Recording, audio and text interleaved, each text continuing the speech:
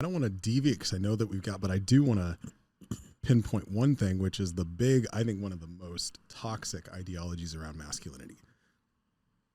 Boys don't cry. That is one of the idea that we are not allowed to emote or to have emotions or to have sensitivities is one of the most toxic cornerstones of masculinity. And it creates so many ricocheting problems in culture, because when you have people in power and people that we still have a very male driven world. And I know that we kind of call it out on some of these people, but we always say, oh, here's another one with daddy issues. Like we see these men that don't know how to say, okay, I'm hurt and I'm allowed to hurt, but I have to separate that from what I need to do today.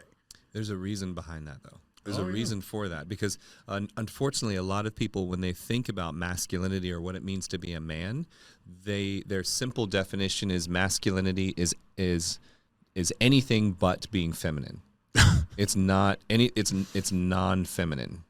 Yeah. So then the stereotypical idea of a female is emotional. Yep. Right. So if I'm a man, if I have an XY chromosome, then I have to be anti-emotion. Sharing, being able to communicate. If I'm a man, we don't talk that much. Yeah. No, like I can't do that. Well, because then I'm definitely not a man. But like once I get going. But that's how it comes in. So like and at how we raise our kids too. So like I have 3 boys and 3 girls. So how we raise our girls and how we raise our boys, like if one of them gets hurt or they have an obstacle or something they're trying, or a situation, then the girls, you sit down and you talk with them, and they want to talk with you. And it's a very emotional thing.